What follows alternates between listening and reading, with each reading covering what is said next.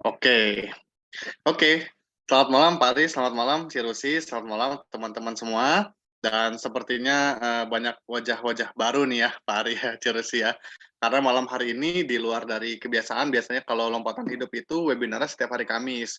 Cuma dalam 1 bulan 1 kali kita mau coba rutin ini bikin tanya jawab human design gitu ya. Tanya jawab human design ini kita coba adain di hari Selasa nih, hari Selasa 1 bulan sekali. Nanti kalau misalkan peminatnya banyak, mungkin kita bisa bikin lebih sering ya. Waduh, Oke, siap, siap, siap. Oke, silakan Bro Charles. Loh, nge-freeze ya? Yang Pak nge-freeze Arik, Bro Charles atau aku ya? Atau kita? eh, tes tes. Aku sih Tes. lancar. Oh, wait. Sebentar, Bro Charles. Sorry. Aku kayaknya pakai... Oh, enggak. Oke, Enggak, udah lanjut. ya. Silakan. Sorry. Atau aku yang nge-freeze ya tadi ya? Di kita sih Bro Charles, tapi Oh, enggak. mungkin di Charles kita. Oh iya. Ya, yang Silakan. mana yang penting udah Oke, lancar lanjut sekarang. lah ya. Lanjut. Aman Jaya tuh kata Yuda. Oke. Oke, jadi ulang dikit ya. Biasanya kita hari Kamis itu kita ada webinar untuk lompatan hidup, tapi setiap 1 bulan sekali kita mau coba bikin rutin nih untuk tanya jawab human design gitu ya. 1 bulan 1 kali. Nah, salam kenal dulu teman-teman.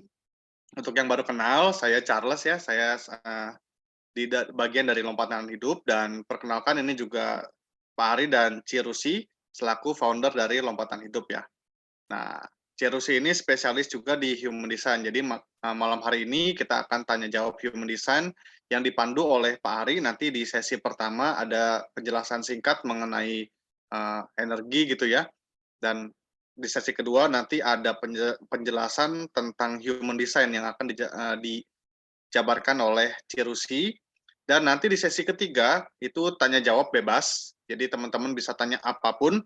Jadi misalkan teman-teman sudah punya chart nih yang udah coba-coba dari internet gitu ya, udah coba-coba terus punya chart, terus bingung nih angka-angkanya ini apa aja gitu ya. Nah, itu boleh ditanyain di sesi ini gitu ya. Di sesi ketiga ini nanti dibuka sesi tanya jawab. Cuma tanya jawabnya itu mohon di chat aja ya, via chat aja supaya lebih rapih dan berurutan nih siapa yang duluan nanya, siapa yang duluan nanti dijawab. Gitu ya. Oke, waktu dan tempat langsung aku kasih aja ya ke Pak Ari ya duluan ya. Silakan Pak Ari. Oke, baik. Terima kasih Bro Charles dan selamat malam teman-teman semua, Bapak Ibu dan teman-teman sekalian. Sekali lagi salam kenal, nama saya Ari dan ini istri saya. Terusi. Dan malam hari ini kita mau langsung aja ya. Nah, sesi saya ini cuma pengenalan saja gitu ya, sebelum teman-teman masuk tentang apa itu human design. Karena seperti kata Bro Charles tadi, banyak teman-teman yang baru nih, takutnya teman-teman kalau langsung masuk ke apa itu human design, takut apa ya? Ya, perlu ada Perlu ada jembatannya jembatannya gitu ya. dulu ya, teman-teman gitu ya. Nah, buat teman-teman yang udah tahu apa itu human design, mohon bersabar dulu ya. Kita perlu mulai dari awal dulu nih, gitu ya, teman-teman. Oke. Nah, malam hari ini kita memang goalnya adalah kita mau tanya jawab seputar human design. Apapun yang teman-teman nanti mau tanyain, silakan tulis aja di fitur chat ya, seperti kata Bro Charles. Oke, saya mau langsung cerita aja nih, gitu ya. Nah, teman-teman, malam hari ini kita mau cerita seputar ini. Teman-teman pernah nggak mengalami pertanyaan-pertanyaan begini? Pertanyaan pertama adalah, hidup saya kok begini-begini aja ya? Ini mohon maaf ya kalau tulisannya jelek ya. Ya memang tulisan saya jelek. Tapi karena tulisannya agak cepet ya. Kebaca. Gini ya. Hidup saya kok gini-gini aja ya gitu. Gini-gini aja gitu. Terus yang kedua misalnya rasanya bukan gini deh hidup saya gitu ya. Rasanya bukan gini deh. Harusnya nggak gini gitu ya. Iya, hidup saya gitu. Terus yang selanjutnya mungkin teman-teman ada yang bertanya, kok kayaknya ada yang kosong ya dalam hidup saya. Mungkin secara pencapaian, teman-teman mungkin secara finansial gitu udah cukup, tapi kok rasanya ada yang kosong. Hmm. Ada yang kosong ya di hidup saya gitu. Gitu. Nah, terus yang selanjutnya adalah pertanyaan yang mungkin ada gitu ya. Kok saya ngalamin pola berulang negatif dalam hidup saya gitu. Pola berulang negatif dalam hidup. Terus apa lagi ya? Terus ada juga mungkin teman-teman bertanya gini juga, saya ini hidup untuk apa ya? Saya hidup untuk apa ya? Masa hidup gini-gini aja gitu. Masa lahir, sekolah, kerja, mati gitu misalnya. Saya ini hidup Pendek ya. untuk apa gitu. Kayaknya ada sesuatu deh yang saya harus lakukan gitu dalam dalam hidup ini gitu. Kayaknya nggak kok kayaknya sama-sama aja ya gitu hidup saya dengan yang lain gitu. Nah, saya nggak tahu nih apakah teman-teman pernah merenung pemikiran seperti ini gitu. Pertanyaan-pertanyaan seperti ini gitu. Mungkin pas lagi buang air gitu ya. Biasanya begitu ya. Biasanya gitu ya gitu. Nah, mari kita bahas ya. Malam hari ini tuh kita mau bahas soal pertanyaan-pertanyaan yang mungkin sudah ada di dalam pikiran kita selama bertahun-tahun kita hidup gitu. Nah, saya memulai dengan satu quote dulu nih teman-teman. Quote-nya adalah tulisannya gini. Everything is energy. Untuk menjawab itu ya, everything is energy. Energi. Maksudnya apa? Maksudnya gini, as a human, sebagai manusia, gitu ya, kita ini adalah energi. Sebagai manusia, kita adalah energi. Energi yang dapat karunia tubuh. Gitu kan. Untuk apa? Supaya kita bisa berkarya. Ya kan? Hasilnya kita kan spirit ya, teman-teman ya, yang kebetulan aja saya tampilannya seganteng ini gitu ya. Teman-teman juga seganteng dan secantik itu gitu kan. Istri saya juga paling cantik gitu ya. Tampilannya begini. Tapi teman-teman kebayang nggak kalau ada energi tidak mewujud fisik, terus berkarya gitu, wah terbang-terbang gitu, kan jadi aneh ya sebetulnya gitu. Jadi tubuh fisik kita itu adalah tempat untuk kita berkarya sebetulnya, gitu ya. Nah, jadi sebetulnya yang berkarya itu siapa? Yang berkarya itu sebenarnya energi kita. Cuman kita itu sering tidak menganggap kerja energi. Yang kita lihat itu adalah kerja fisik gitu. Padahal teman-teman, secara yang benar-benar kerja sebetulnya gitu ya, anggaplah ini kita gitu ya, anggaplah ini kita lah gitu ya, yang benar-benar bekerja, memendar ruang dan waktu, itu adalah energi kita. Saya menyebut ini sebagai radius energi lah ya. Radius energi. Energi. Dan energi itu bisa melintasi ruang dan waktu gitu. Nah, sedangkan fisik itu kan terbatas ruang dan waktu ya. Kalau fisik itu bikin orang bisa kaya raya, sebetulnya orang yang kerja 24 jam jadi paling kaya di dunia ini. Harusnya kan sebetulnya. Tapi kan kenyataannya tidak seperti itu ya. Yang mendatangkan sesuatu itu adalah energi kita sebetulnya gitu. Nah, contoh deh. Siapa di antara teman-teman yang punya jodoh, yang mendapatkan jodoh itu beda kota. Beda kotanya itu jauh banget. Misalnya teman-teman ada di Jawa, jodohnya ada di Papua, beda pulau. Ada yang bahkan dari luar negeri. Beda gitu. negara. Kok Ya. akhirnya bisa dijodohkan, akhirnya bisa bersanding gitu ya. Ada lagi, teman-teman ada nggak pernah ada tukang jualan makanan, itu tempatnya di gang, di dalam gang, di dalam gang. Tapi rame tuh, ya di gang Ginggung-Genggong namanya gitu. Tapi rame kok, gitu. Nggak ada pelangnya. Saya kalau sering lihat Next Carlos gitu ya, ada tuh yang ada di dalam gang-gang-gang, tapi rame. Ya karena energinya berpendar sebetulnya, gitu ya. Yang termanifestasi dalam bentuk masakannya, fisiknya yang masak gitu kan sebetulnya. Tapi energinya berpendar. Nah, seringkali kita tuh mengabaikan cara kerja energi. Yang kita lihat itu kerja fisik terus. Yang menghidupi kayaknya fisik gitu sebetulnya. Nah, apa menarik ya? Energi itu menarik sebetulnya. Menarik banyak hal dalam kehidupan kita. Jadi yang menarik hal-hal datang ke dalam kehidupan kita adalah energi kita sebetulnya. Yang menarik apa? Energi itu menarik hubungan misalnya. Hubungan-hubungan dalam hidup. Ada orang yang hubungannya tuh asik-asik aja dikelilingi orang-orang baik. Tapi ada yang kayaknya hubungannya tuh dikelilingi oleh orang-orang yang isinya drama-drama gitu kan. Ada ya hubungan-hubungan sulit. Menarik apa? Orang-orang dalam hidupnya. Menarik apa? Uang. Ada yang menarik uangnya banyak, ada yang sedikit ya, walaupun itu relatif ya setiap orang ya. Ada yang menarik apa lagi ya? Peristiwa dalam hidup. Nah, pertanyaannya adalah siapa yang menarik itu? Ya adalah energi di dalam diri kita sebetulnya. Dan energi itu tersimpan di dalam DNA kita. Gitu. Anggaplah ini DNA ya, teman-teman ya. Ini bukan kutil ya. Iya, bisa diganti nggak? Gitu ya. Nah, di dalam DNA kita itu tersimpan energi-energi kita gitu sebetulnya. Dan energi-energi itu menarik yang tadi hubungan orang dan lain sebagainya. Nah, yang sering kali kita lupakan adalah seperti ini, teman-teman. Setiap energi ini anggaplah ini energi ya, teman-teman ya. Oh, ganti ya? Gimana ya gantinya ya? Bentar. Si Rusi terganggu ini. Bukan terganggu sih, lucu aja ya. Titik-titik aja ya. Oh, susah emang. Nah, ini titik-titik aja. Ya, sama aja. Gimana dong gambarnya ya? Ya udah, oke. Nah, yang perlu kita tahu adalah, teman-teman, energi yang tersimpan di dalam DNA kita, itu bisa muncul dalam 3 jenis. Dalam 3 jenis energi.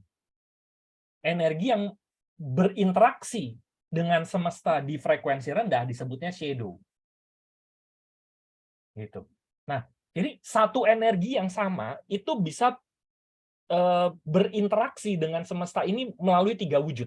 Jadi energinya sama, tapi bisa berinteraksi dalam bentuk 3 wujud. Nanti saya ceritain lebih dalam ya contohnya ya, teman-teman. Shadow ini apa? Shadow ini tuh bentukan energi yang bekerja di frekuensi rendah, gitu ya. Jadi ini bisa menarik hubungan-hubungan drama,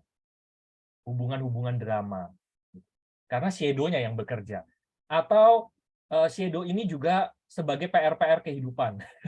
Pelajaran ya. Pelajaran lah ya, pelajaran kehidupan. Karena kita masih beroperasi di shadow. Jadi kita bisa lihat kok sebetulnya gitu ya. Nah, terus ada lagi, kalau misalnya shadow ini nanti bertransformasi ke frekuensi yang lebih tinggi, itu disebutnya sebagai light. Atau sering disebut sebagai gift. Ini adalah karunia. Nah, gitu ya. Jadi teman-teman sebenarnya udah mulai bisa mengerti nih sekarang gitu. Oh, kenapa saya hubungannya drama ya? Karena energinya masih beroperasi di level shadow gitu aja sebetulnya. Nanti bisa kok ditransformasikan jadi light atau gift gitu. Nah, yang paling tinggi itu disebut sebagai CD. CD ini sering disebut sebagai energi ilahi. Energi keilahian lebih tepatnya ya, teman-teman ya. Energi keilahian. Teman-teman Kristen sering bilangnya ini serupa dengan Allah gitu ya. Nur Muhammad buat teman-teman yang muslim gitu ya. Jadi energi yang serupa dengan citra Tuhan itu sendiri ya, bahasa kalau teman-teman kejawen bilangnya ya, karena kita jagat alit, jagat ageng ya. Semesta ini jagat agengnya gitu. Itu serupa, selaras, teman-teman. Nah, sekarang yang jadi pertanyaan adalah pasti kita tuh sering yang sering terjadi dalam hidup kita itu biasanya shadow kita yang jadi PR itu ya. Kenapa saya begini, kenapa saya begitu gitu ya. Tidak semua energi kita masih berwujud dalam shadow, tidak. Pasti ada yang sudah jadi light, ada yang udah jadi CD juga ada gitu ya, teman-teman. Nah, pertanyaan selanjutnya adalah kenapa sih, apa yang membuat energi itu masih terperangkap dalam shadow? Secara sederhana, shadow itu misalnya ini energi tadi ya. Shadow, jadi energi ini adalah cahaya, teman-teman. Energi itu cahaya sebetulnya. Cahaya yang memendar kemana-mana. Makanya kalau teman-teman Kristen itu sering melihat digambarkan ya, sosok Yesus itu ada cahayanya gitu ya, ya kan? Terus teman-teman Muslim bilangnya Nur Muhammad itu ada cahayanya juga gitu. Buddha juga bercahaya gitu, karena memang energi kita tuh bercahaya aslinya gitu. Nah, shadow atau bayangan itu artinya adalah, coba deh teman-teman sekarang perhatikan ya. Bayangan itu terjadi karena apa? Karena ada sebuah cahaya terhalangi objek. Ya kan? Ya. Kalau teman-teman lagi mati lampu, nasar nih. Lagi mati lampu terus mainan itu ya, yang mainan tangan. Tangan-tangan itu ya. Ini kan biasanya disenterin nih dari sini ya. Disenterin tangan, terus di belakang sana ada muncul bayangan. Jadi shadow itu, bayangan itu muncul karena ada sebuah cahaya yang terhalang sebuah objek. Nah, ini juga sama.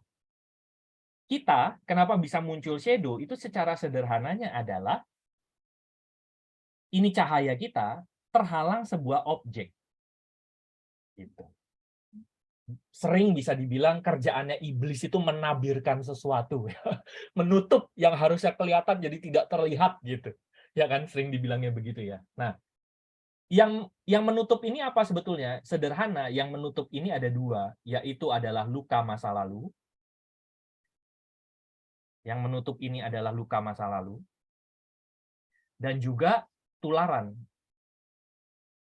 Ya, hal-hal yang ditulari ke kita gitu.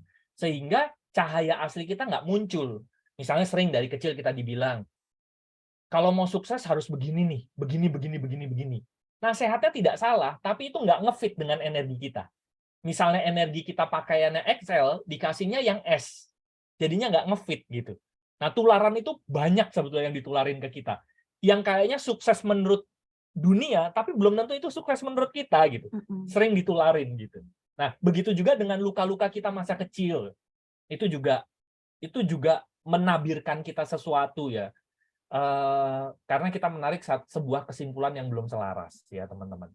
Nah, sebetulnya perjalanan hidup kita itu adalah proses transformasi. Biar ini ya, biar jelas. Perjalanan hidup kita adalah proses transformasi dari shadow menuju light atau gift, dan juga ke CD nanti. Ini adalah proses transformasi energi. Transformasi energi. Gitu. Kenapa kita perlu bertransformasi energi? Karena everything is energy, energy is everything, teman-teman. Everything. Karena tadi kita udah tahu ya, yang menarik masuk ke dalam kehidupan kita itu adalah energi yang ada di dalam diri kita. Gitu. Nah, saya kasih contoh ya teman-teman ya, supaya lebih sederhana ya. Contoh saya aja deh. Nah, saya pribadi itu tentu saja ini salah satu dari energi saya ya gitu ya.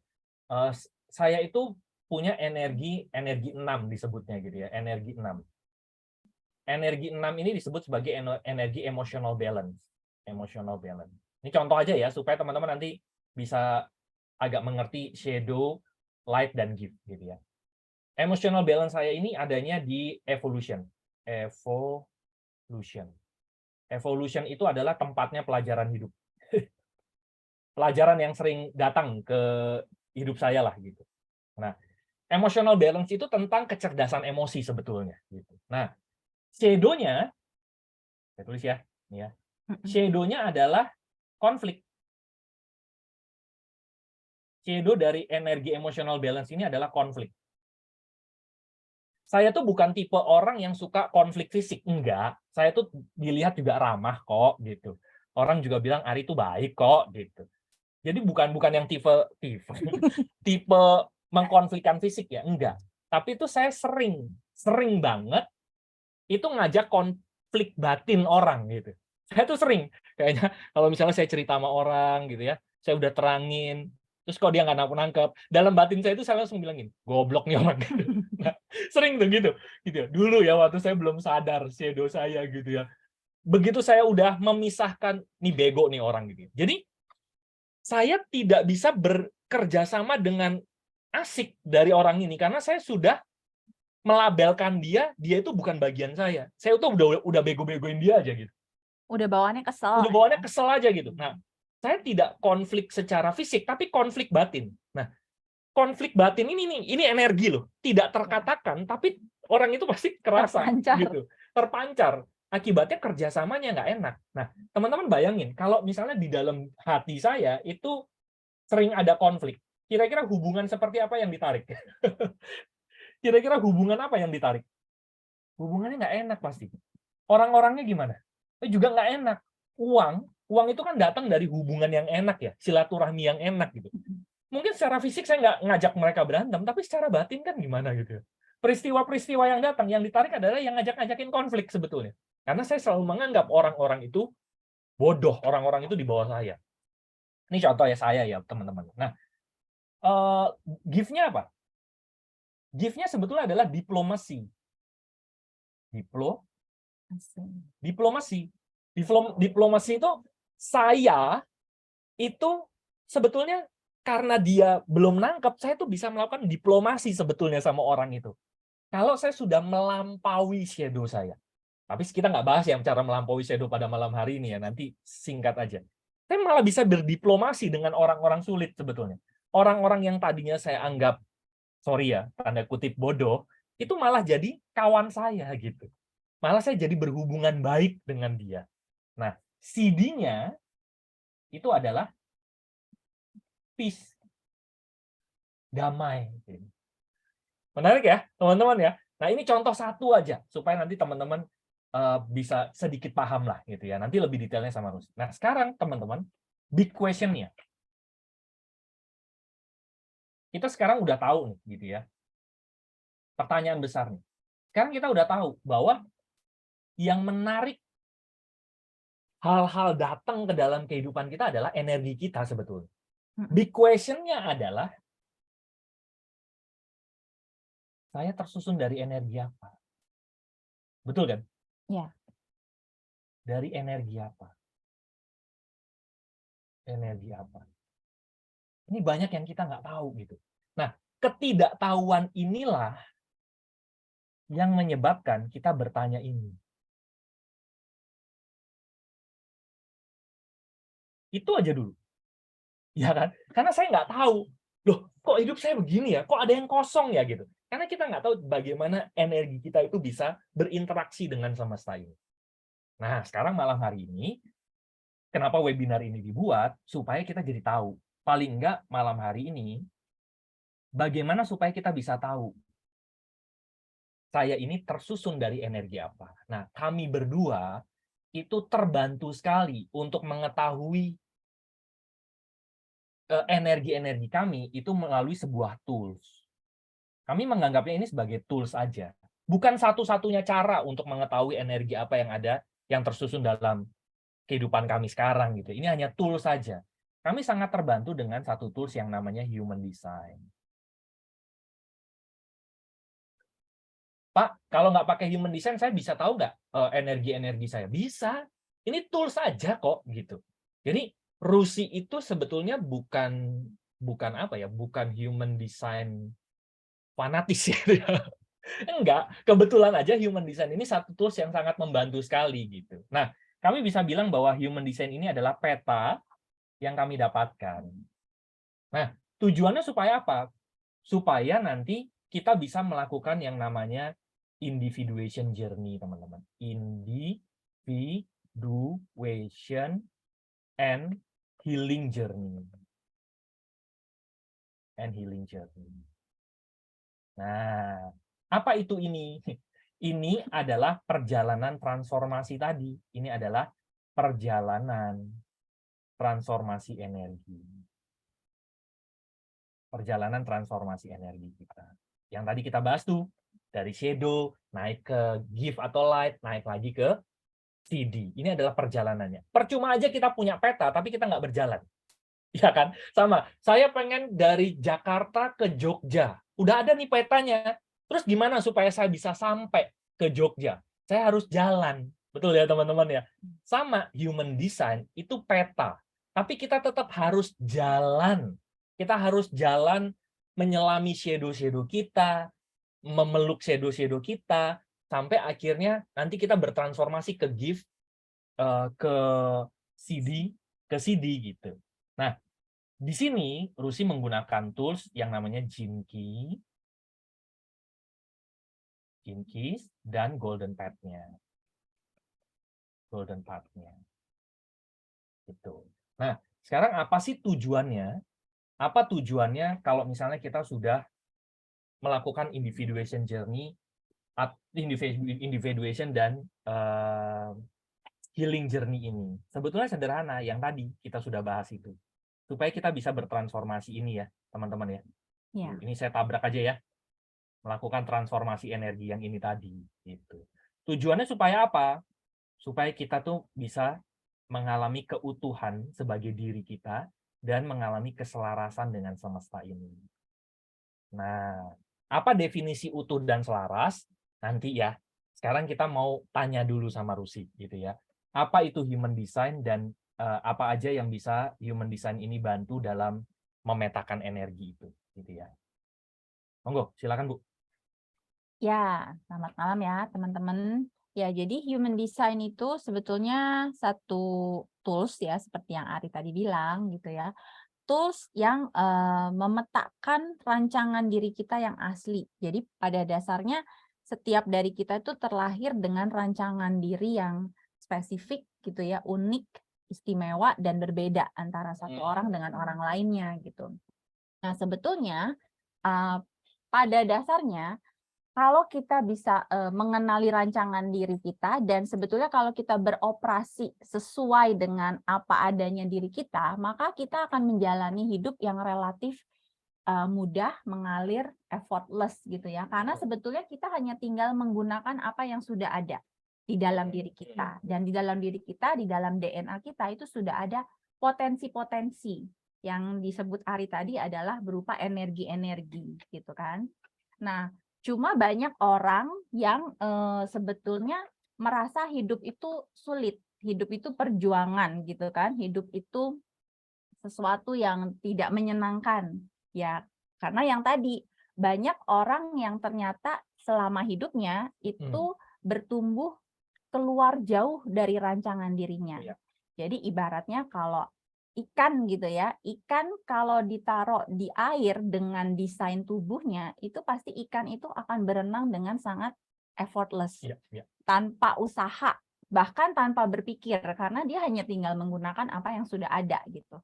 Tapi lain ceritanya kalau ikan ini ditarik keluar dari air dan disuruh belajar terbang. Dia pasti akan merasa gimana ya caranya, saya harus belajar apa ya, saya harus belajar teknik ini, teknik itu gitu ya. Kayaknya ada banyak yang perlu saya pelajari gitu. Dan seumur hidupnya mungkin dia akan merasa sulit gitu kan. Karena sebetulnya dia melakukan apa yang bukan bagian dia. Nah, betul.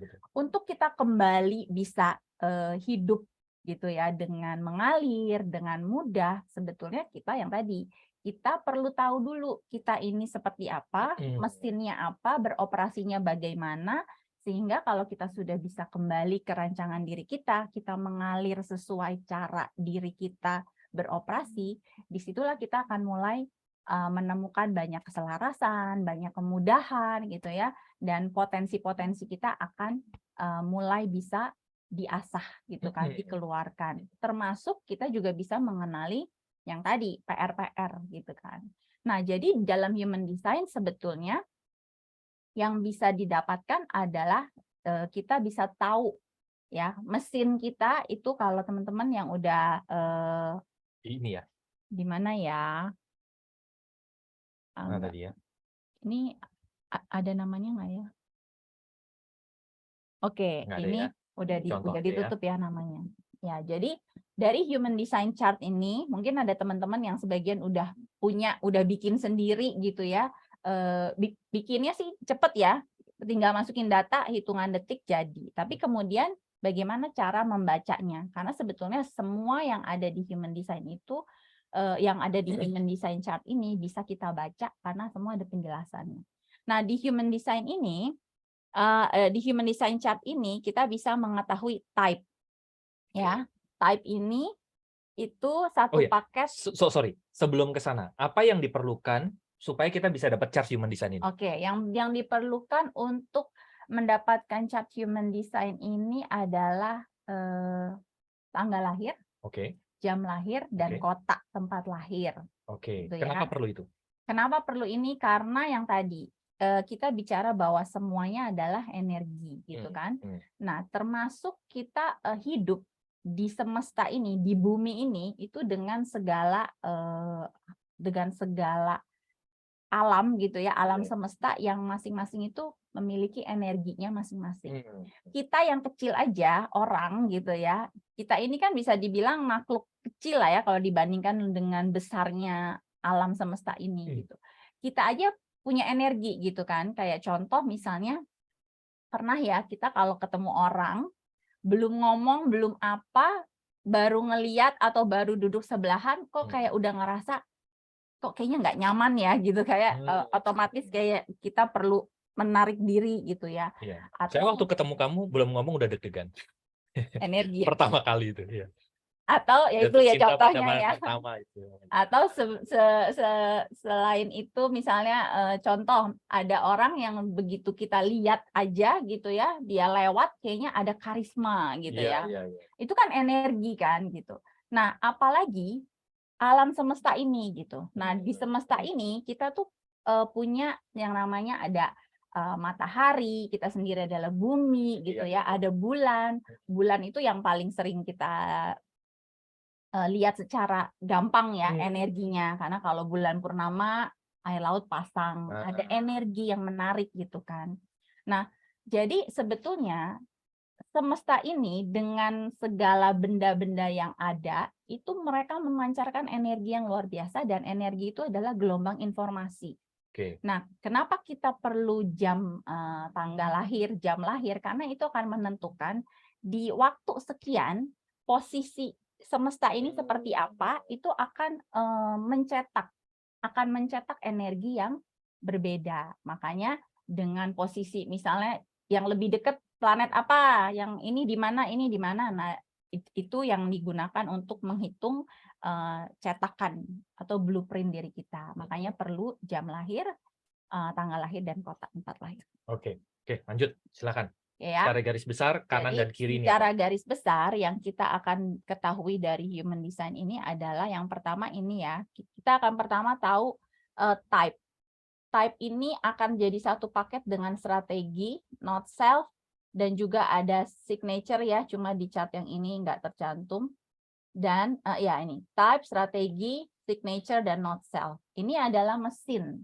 Jadi sehingga kita tahu mesin kita apa, beroperasinya bagaimana gitu ya, karakter mesinnya seperti apa, peruntukannya untuk apa.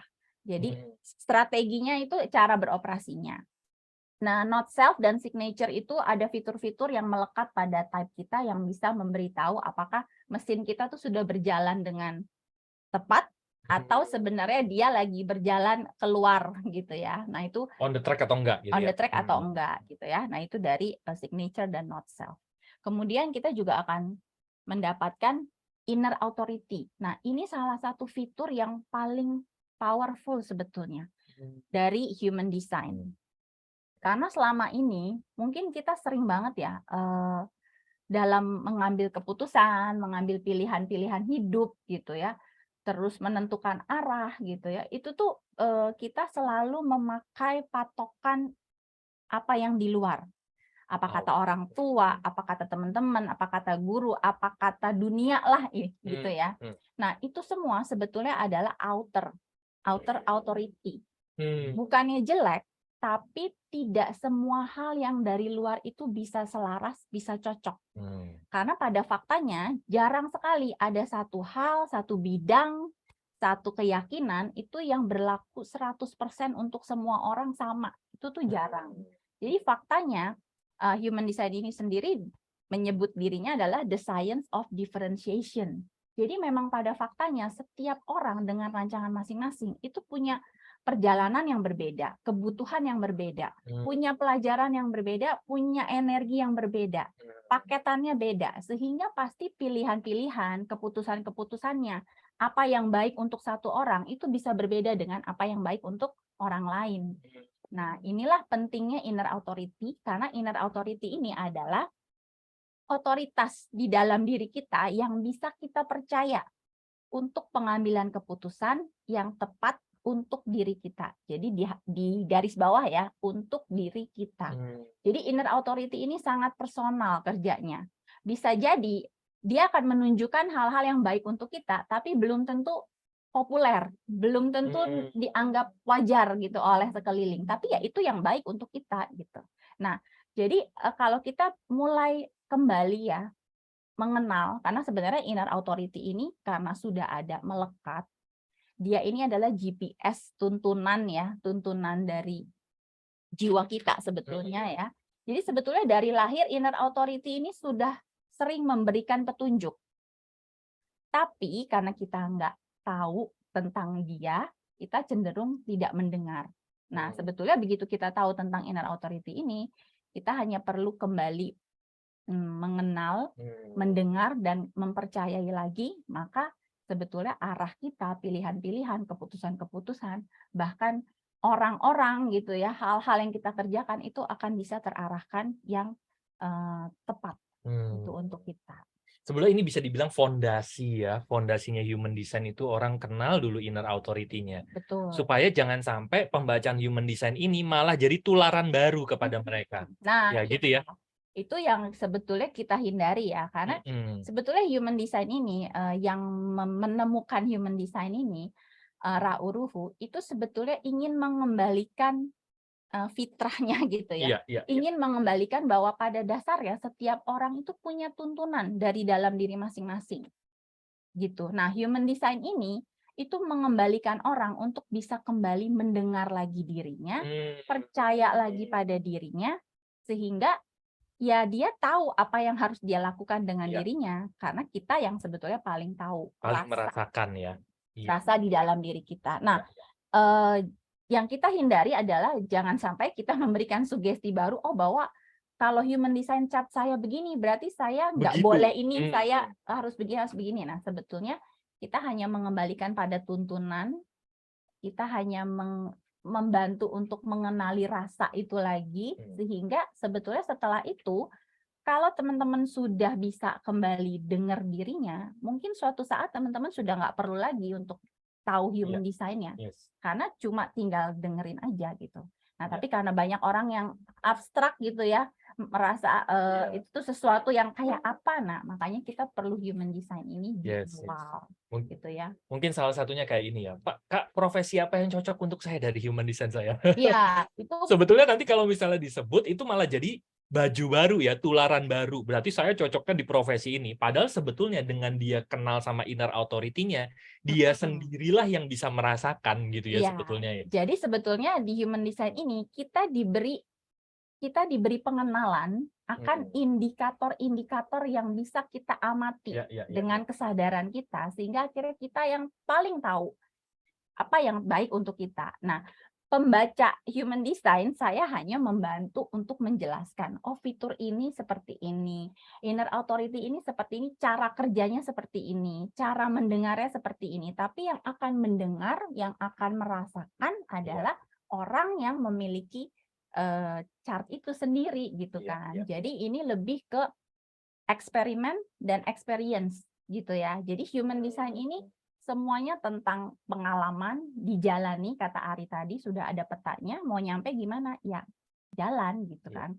Jalan, rasain sendiri, eksperimen rasanya, kalau ketemu sesuatu kita boleh diskusi gitu kan. Jadi saya hanya memandu di sini. Memandu supaya suatu saat teman-teman ya nggak butuh lagi gitu kan, nggak butuh panduan dari luar. Nah, itu dari yang mesin dan inner authority-nya. Kemudian ada profile. Profile di sini adalah karakter kita secara gambaran besar ya. Jadi mesin kita tadi itu sebetulnya punya warna lagi. Itu perannya seperti apa di dunia ini. Kemudian kalau definition ini saya pribadi nggak bahas terlalu banyak karena ini cuma menunjukkan aliran informasi aja di dalam diri kita. Ada yang single, ada yang split gitu ya. Tapi yang saya banyak jelaskan adalah ini, incarnation cross. Jadi incarnation cross ini adalah, ada yang bilang misi jiwa, tapi saya lebih suka menyebutnya tema hidup.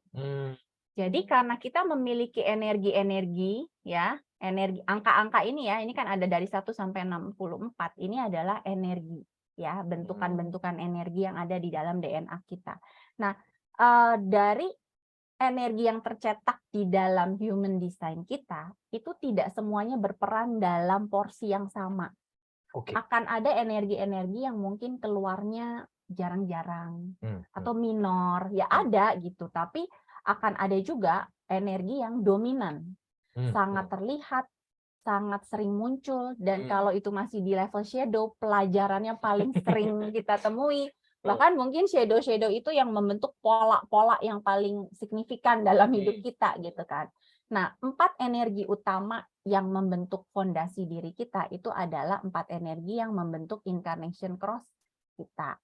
Ya, ini ada 16, 9, 63, 64. Ini beda-beda ya setiap orang ya, gitu ya. Nah, 4 energi inilah yang bercerita tentang tema hidup kita itu akan seperti apa. Karena kita diberi anugerah energi tertentu, pasti kita sudah akan diperuntukkan untuk sesuatu yang sesuai dengan energi itu gitu kan. Jadi kalau kita punya 4 energi utama ini, maka biasanya kita akan punya tema hidup, kita akan punya karya gitu ya, akan punya panggilan, akan punya pekerjaan yang berhubungan dengan 4 energi utama ini. Nah, itu adalah incarnation cross gitu Oke. kan. Nah, setelah itu ya Yang sebelah kiri ya. yang sebelah kiri, di sebelah kiri ini ya sebetulnya human design ini akan bisa menceritakan, ini ada 9 center ya, 9 cakra ini yang bentuk-bentuk, ini menceritakan bagaimana kecenderungan diri kita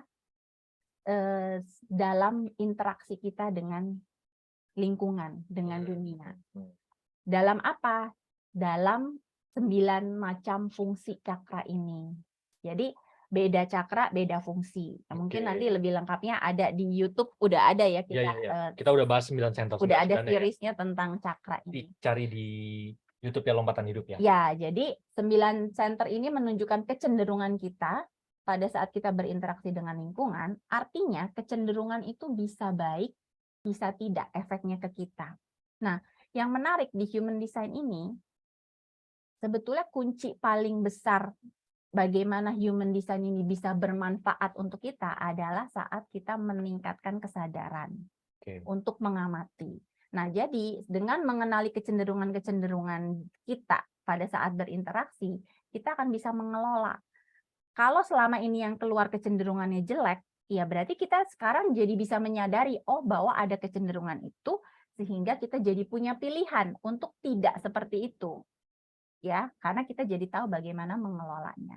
Dan juga keempat energi untuk angka-angka yang lain, energi-energi ini ya pasti punya itu energi-energi kita ya. Itu adalah energi-energi di dalam diri kita dengan masing-masing shadow-nya, potensinya, dan juga CD-nya. Oke. Itu yang menjelaskan energi-energi. Ya. Tadi dijelasin ada 64 energi, apakah semua orang punya 64-64-nya? Enggak ya, jadi yang tercetak itu yang ada di sini, sama di sini nih, atau kalau yang di chart atau yang ada ungu-ungunya ya. Nah, itu maksimal seseorang itu hanya bisa maksimal 26. Tapi tidak semuanya punya 26. Beda-beda, karena kadang-kadang ada energi yang munculnya beberapa kali, lebih dari sekali. Nah, itu berarti kita bisa punya kurang dari 26. Dan itu tidak bicara soal mana yang bagus, mana yang jelek ya.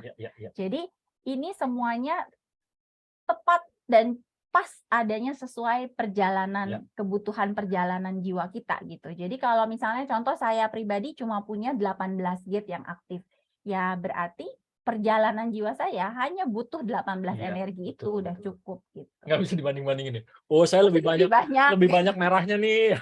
Asik nih. Kamu banyak putihnya gitu ya. Enggak ya, memang peruntukannya setiap orang udah beda-beda. Karena semua orang punya perjalanan dan pelajarannya masing-masing. Oke, sekarang kita kembalikan ke Bro Charles ya untuk tanya jawab ya. Oke, silakan Bro Charles. Oke. Ini udah banyak pertanyaan ya, Pak Ari Cirusi ya. Mungkin aku mulai aja ya. Oke. Sebentar deh. Silakan. Sebentar ya. Kayaknya aku izin matiin kamera ya, soalnya kayaknya internetku lagi nggak bener nih. Dibiarkan. Aku bacain ya dari mungkin internetnya masih shadow itu, Bro. Iya, makanya. Aku bacain dari ini nih, dari Mas Andri ya.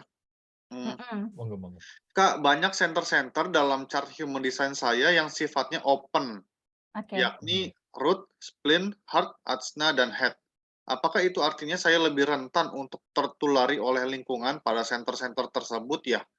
Lalu bagaimana jika dikaitkan dengan center-center lainnya yang sifatnya fix? Terima kasih sebelumnya, Kak.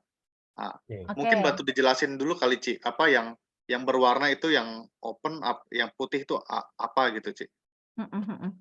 Jadi open yang tadi dibilang itu Mas Andri ya. Open itu kalau yang putih ya, putih itu ada yang bilang itu open atau undefined. Ya, itu adalah cakra-cakra yang sifatnya open. Tapi kalau yang berwarna, ada warnanya, itu disebutnya define atau fix. Ya. Nah, jadi memang baik antara yang open dengan antara yang define dengan undefined itu akan punya kecenderungan yang berbeda, gitu kan? Tapi sederhananya, kalau yang putih open atau undefined itu sifatnya adalah memang terbuka dan menyerap dan bisa melipat gandakan apa yang dia serap. Sedangkan yang fix itu sifatnya adalah dia sudah punya fix, konsisten selalu ada di dalam rancangannya dan sifatnya memberi keluar. Jadi memang secara energi, interaksi memberi dan menerima itu secara alami memang terjadi, ya, walaupun tidak terlihat tapi terasa, gitu kan. Nah, sebenarnya baik yang open maupun yang fix, ya, baik yang undefined maupun yang defined, masing-masing punya kecenderungannya.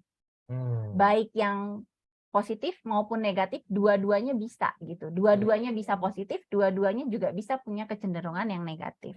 Jadi yang perlu kita lakukan adalah sebetulnya menyadari.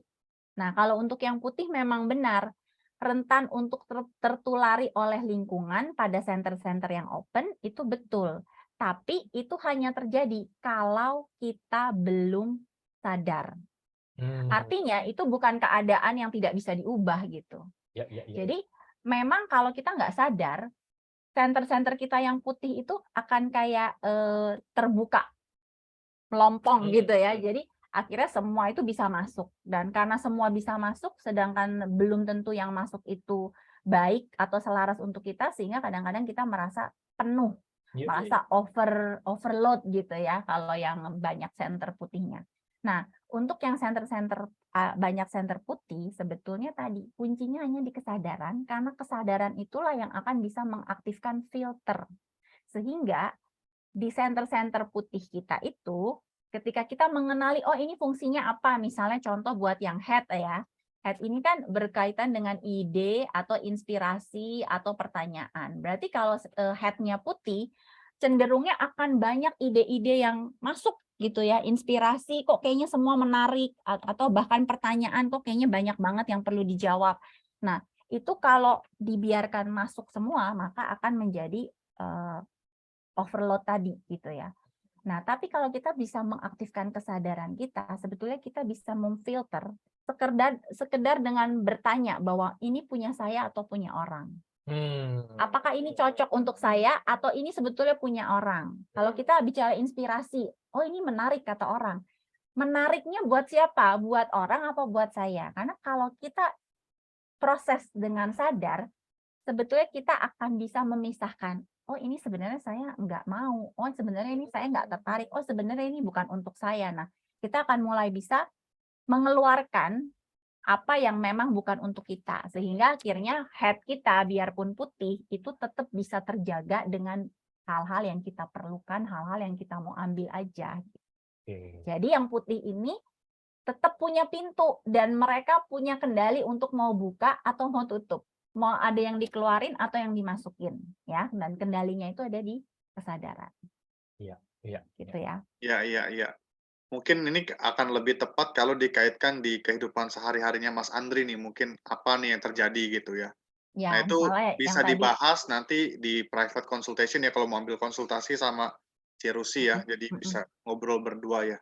Lebih Ya, personal ngobrol ya. berdua dan bisa relate sama case-nya apa gitu kan. Ya, akan lebih relate kalau case by case gitu ya Cirusi ya. Iya, langsung bisa ngomong aplikatifnya dalam hidup itu Ya. apa yang terjadi dan itu kenapa gitu kan. Ya. Ya. Oke. Nanti kalau mau ambil sesi konsultasi kontak saya aja. Lanjut ya. Silakan. Dari Bu Tantri. Cirusi, Mas Ari, saya mau tanya. Ini ada 3 pertanyaan ya, Ci. Aku bacain dulu semua ya.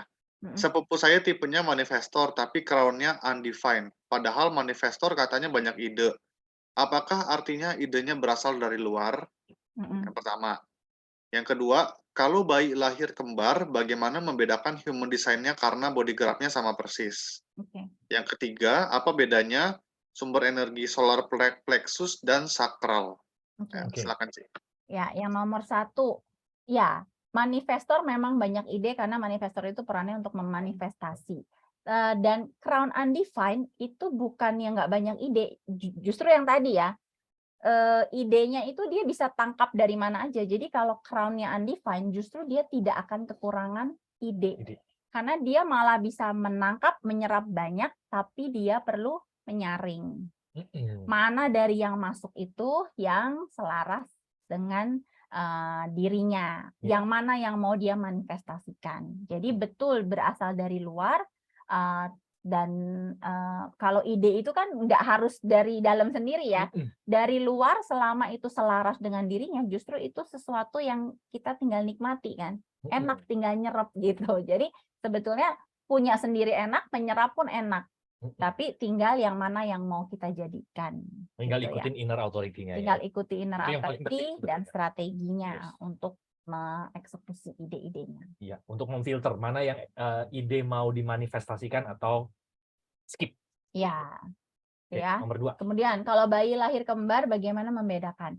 Body graph yang ada di sini itu adalah body graph basic ya, body graph standar. Kalau yang lahir kembar jamnya beda menit doang pasti sama, betul.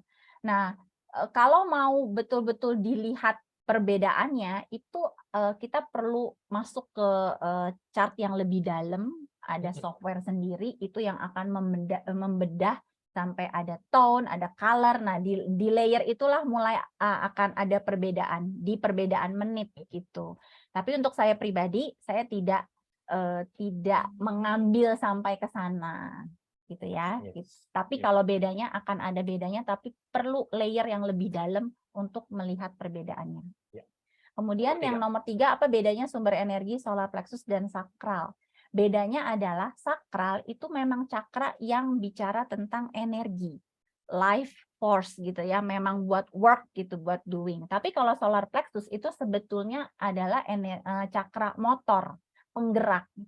Jadi sumber energinya itu tetap dari sakral, tapi yang menggerakkan itu bisa dari heart, bisa dari solar plexus, bisa dari spleen, bisa dari root gitu. Jadi sumber energinya dari sakral, tapi yang menggerakkan bisa dari cakra-cakra motornya.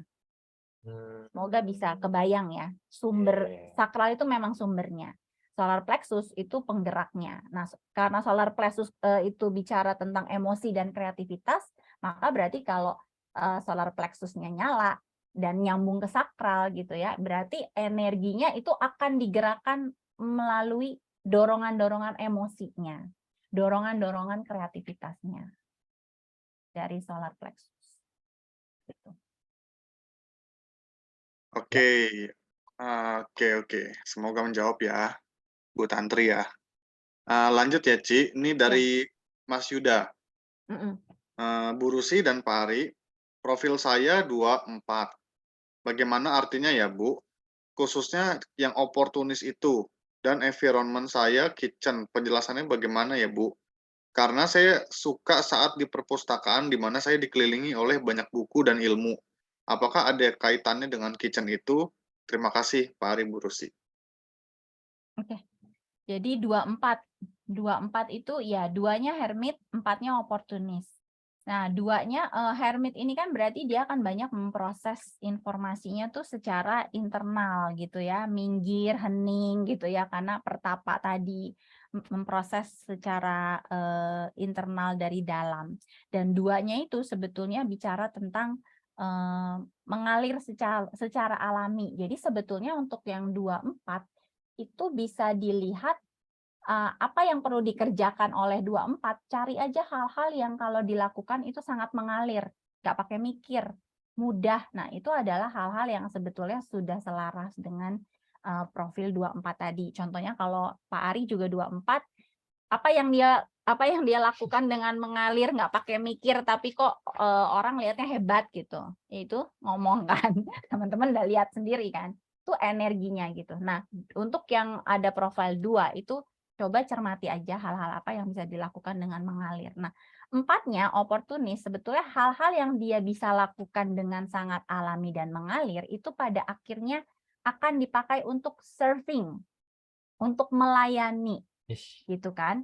Nah, tapi untuk yang profil yang 4, melayaninya itu dia hanya perlu lingkungan yang kecil aja sebetulnya. Karena dia hanya akan melayani untuk orang-orang yang berada dalam inner Circle-nya. inner circle-nya. Ring Gitu satunya. ya. Jadi ring satunya. Kalaupun nanti dia berdampak keluar dengan luas, yang akan menularkan dampak itu adalah dari ring satunya satu. ini. Tapi dia hanya akan berurusan dengan small circle ini gitu. Iya. Itu maksudnya. Betul. Jadi oportunis, kalau dalam oportunis ini kan sebetulnya kuncinya adalah networking. Dia orangnya gampang sekali berteman gitu ya, punya banyak network. Nah, dari banyak network yang dia punya, dari pertemanannya itu, dia akan bisa memilih mana lingkungan yang akhirnya tersaring jadi lingkungan intinya gitu. Nah, disitulah dia akan bisa keluar gitu. Ya. Oke, semoga bisa menjawab ya, Mas Wida ya. Oke, lanjut ya, Ci. Mm-mm. Dari Bu Maria. Mm-mm. Cirusi dan Mas Ari, izin bertanya untuk dijelaskan lebih lanjut tentang digestion, open taste, dan environment. Felis. Makasih banyak. Ini dari variabel ya, Bu Maria ya. Jadi ya memang ya, ini ya, human design ini akan sangat bervariasi untuk penjelasannya, gitu ya. Beda konselor itu akan beda cara pembacaan, akan beda item-item yang dibacakan, gitu ya. Itu tergantung lagi pada subjektivitas si pembacanya. Ya. Sebagai konselor, sebagai readernya, itu karena mereka akan punya dorongan atau panggilan gitu ya, akan punya ketertarikan ke arah mana dari human design ini, karena human design ini ilmu yang sangat luas gitu ya. Nah, untuk saya pribadi, kebetulan saya tidak terlalu mendalami tentang yang Bu Maria tanyakan tentang digestion, open taste, dan environment values itu, saya tidak banyak pelajari atau tidak banyak observasi. Jadi mungkin bisa di skip ya, dan mohon maaf karena saya belum bisa menjawab secara spesifik karena memang saya kurang terdorong untuk mempelajari ke sana. Tapi secara singkatnya, kalau digestion yang dimaksud ini adalah dari variabel yang keempat panah Ini itu ya, digambar ini. yang digambar, yang ada di kiri dan di kanan ini ya, 4 panah ini namanya variabel. Nah, ini memang salah satunya adalah tentang digestion. Jadi kalau kiri itu aktif, kalau ke kanan itu pasif gitu ya. Jadi ada cara mencerna gitu yang berbeda antara yang panah kiri dan panah kanan. Nah, saya pribadi tidak mempelajari ini secara mendalam dulu karena dari apa yang saya baca, Ra'uruhu juga mengatakan bahwa Ra itu siapa? yang seperti tadi udah saya bilang. Oh ya. Udah saya mention ya, Ra'uruhu itu yang menemukan human design. Itu bahwa variables ini sebetulnya hanya akan melengkapi pengetahuan yang sudah bisa kita dapatkan, terutama dengan tuntunan strategi dan inner authority. Jadi sebetulnya strategi dan inner authority inilah yang akan lebih banyak menuntun. Nah, keempat variabel yang ada di panah itu hanya akan melengkapi. Jadi itu dijelaskannya sangat terakhir gitu. Semoga apa yang dijelaskan di 4 variabel itu tidak menjadi sugesti baru. Nah, karena itu saya pribadi baca kok kayaknya nggak terlalu penting buat saya pribadi ya, makanya akhirnya saya tidak mempelajari mendalam keempat variabel itu. Mungkin bisa dikasih contoh yang tentang kamu pribadi gitu ya, kan puasa tapi inner authority-mu itu. Mungkin bisa jadi gambaran jadinya. Jadi ya salah satu contohnya adalah punya saya yang digestion itu aktif gitu ya.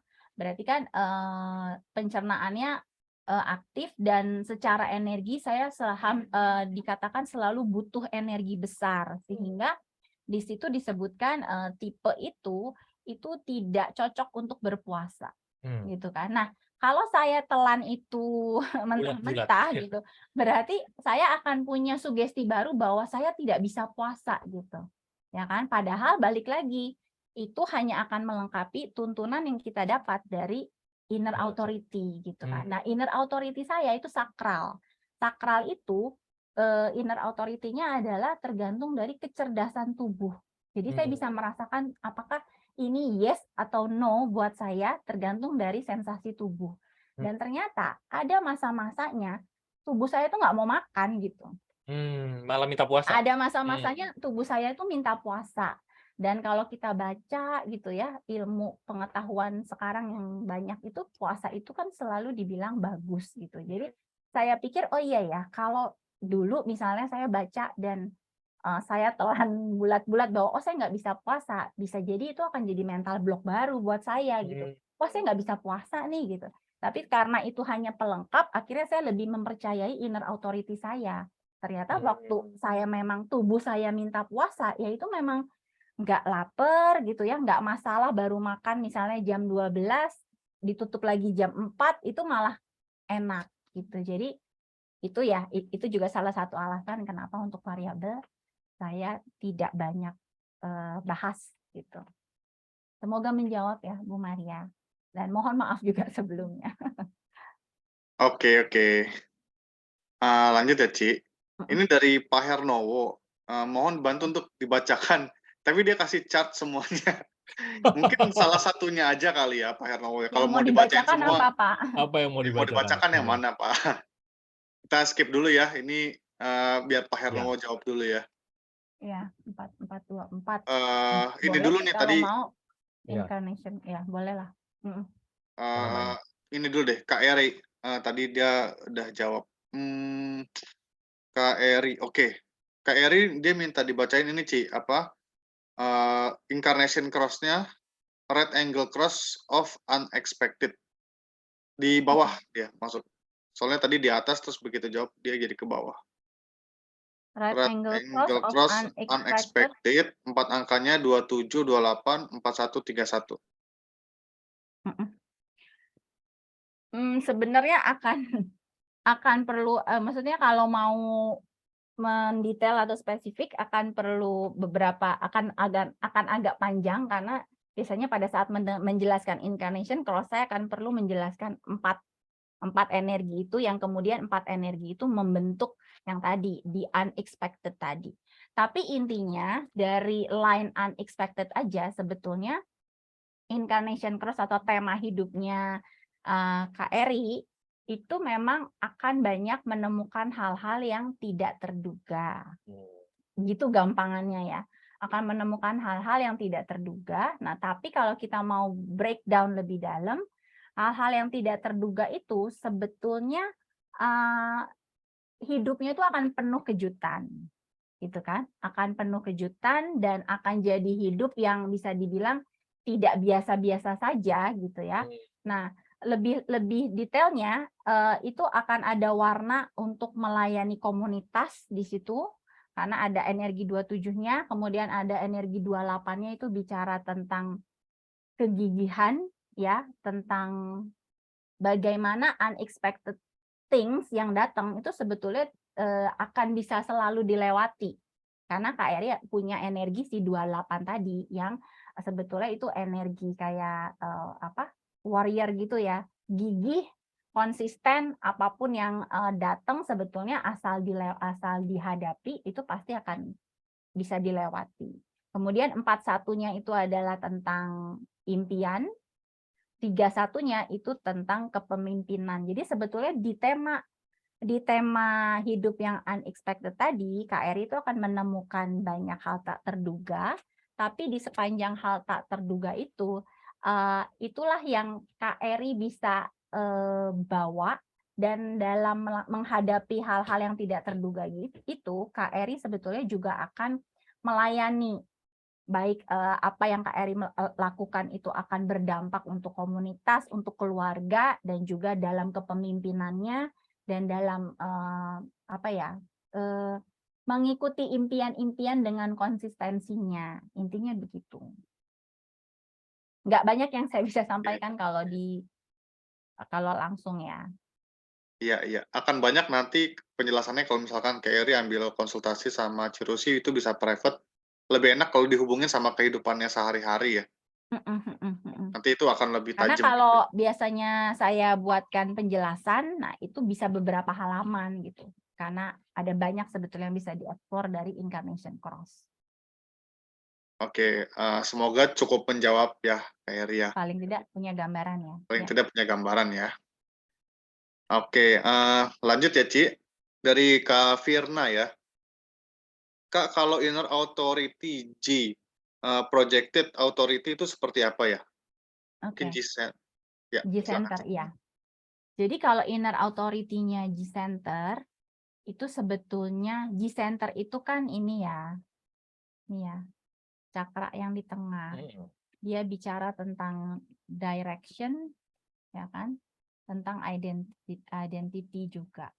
Nah, orang-orang dengan inner authority G-center itu sebetulnya dia hanya perlu mendengarkan. Hatinya itu bilang apa? Karena sebetulnya si G-center ini, yang kalau inner authority-nya G-center, itu adalah orang-orang yang dari hatinya, itu mereka udah tahu sebetulnya arah mana, keputusan mana yang tepat. Nah, untuk orang-orang yang inner authority-nya bukan G-center, mungkin akan, gimana itu gitu ya. Tapi kalau orang-orang yang inner authority-nya itu, maka pada dasarnya dia punya keterhubungan yang lebih dengan hatinya. Jadi sebetulnya kalau mau mengambil keputusan, dengarkan suara hatinya aja gitu. Tanpa dikontrakkan atau dianalisa dengan mind atau pikiran. Karena seringkali yang membuat kita salah satunya sulit atau merasa tidak yakin untuk mengikuti inner authority adalah karena selama ini kita diajarinya apa-apa itu dipikir. Apa-apa itu pakai logika gitu kan. Sedangkan di human design saya juga waktu belajar human design saya kaget waktu baca bahwa pikiran ternyata adalah otoritas terkecil yang bisa kita andalkan untuk mengambil keputusan. Kenapa? Karena tugasnya pikiran itu bukan sebagai otoritas, tapi dia itu bagian untuk belajar. Belajar, riset, nangkep informasi, dan itu tugasnya semua dia nangkep dari luar. Jadi kalau kita ikutin mind, yang kita ikuti adalah outer authority lagi gitu. Ya, jadi itu. Dengarkan aja suara hatinya pada saat misalnya ada keputusan ini atau A atau B, itu sebetulnya dengan bertanya pasti kerasa dan pasti sebetulnya tahu gitu. Ya, ya, ya. Oke, oke. Semoga cukup menjawab ya, Kak Firna ya. Oke, lanjut. Lanjut ya, Ci. Ya. Ini dari iPhone. iPhone ini siapa ya? Kayaknya Emma kalau nggak salah ya. Aku bacain aja. Mbak, bisa terlihat nggak karma-karma yang harus kita lalui dan karma-karma leluhur yang harus kita jalani? Mungkin dari human design ya. Yes, Menarik. menarik sekali pertanyaannya. Ya, jawabannya bisa. Sangat bisa terlihat dari mana? Dari energi-energi itu, dari shadow-shadow dari energi yang tercetak di dalam rancangan kita, itu sebetulnya bicara tentang karma. Kalau kita mau lebih dalam, itu bicara tentang sanskaras.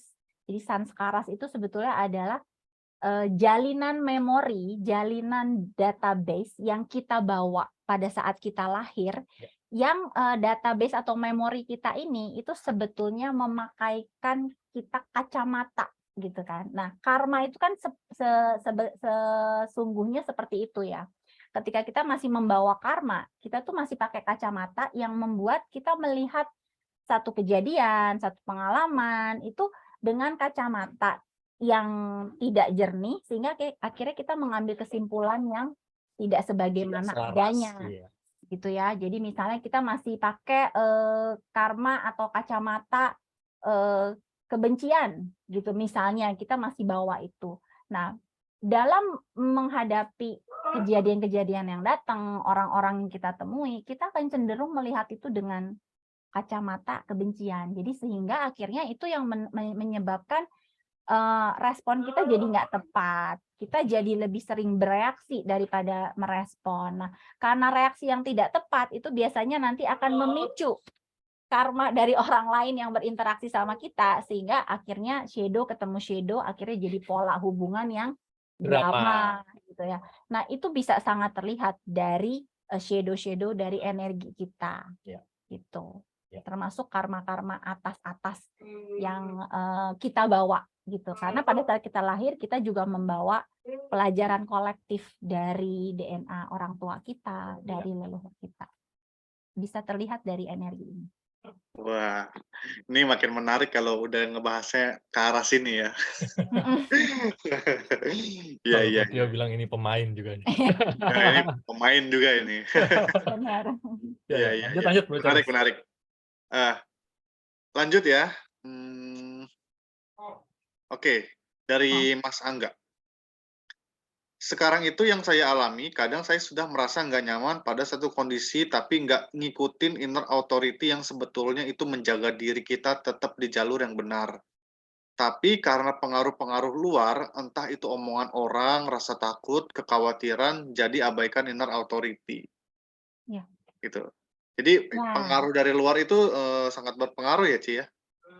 ya, karena kita terbiasa dari kecil kita diajarinnya untuk dengerin gitu kan. Nah, itu memang satu satu interaksi yang sebetulnya jadi pelajaran buat kita kan. Iya, Tapi menariknya pada saat kita mulai sadar, sebetulnya kita akan mulai bisa memproses, kita akan bisa mulai unlearn ya, iya, bisa meng-unlearn apa yang ternyata tidak selaras, iya, kemudian kita bisa relearn gitu kan, apa yang akhirnya sebetulnya cocok untuk kita. Nah, betul. proses yang dilalui oleh siapa? Sorry, Mas Angga. Mas Angga, itu adalah proses yang sangat Wajar, wajar. betul. Kayaknya semua orang lah ya gitu, semua orang pada saat baru mengenal inner authority itu pasti melalui dulu proses tarik-menarik antara Iya, udah denger, oh inner authority-nya ini, tapi kita masih ketarik sama tularan conditioning ya, termasuk pengaruh omongan luar, rasa takut nanti kalau gue ambil ini nanti ternyata salah gimana. bukan. Iya. Iya, dituhkanin orang itu kan nggak enak ya. Itu cuma dua dua kata tapi menyebalkan gitu. Nah, tapi, itulah proses yang akan kita jalani. Makanya, di awal tadi saya bilang, proses kita kembali ke diri itu adalah proses eksperimen dan experience. Nah, Yes. jadi memang, kita bisa mulai amati tuh, misalnya, oh yang tadi ya kata Mas Angga, udah tahu nih inner authority ngomong ini, tapi masih ada tarikan ini. Di saat ini saya kok kayaknya masih belum berani ngikutin inner authority. It's okay, tapi kita amati dan Tapi sadar. ambil pilihannya dengan sadar. Oh, oke. Kayak kita jadi kayak observasi gitu. Oh, sekarang saya inner authority-nya ngomong A, tapi kata orang B. Saya coba deh B, tapi coba B-nya dengan kesadaran mengamati.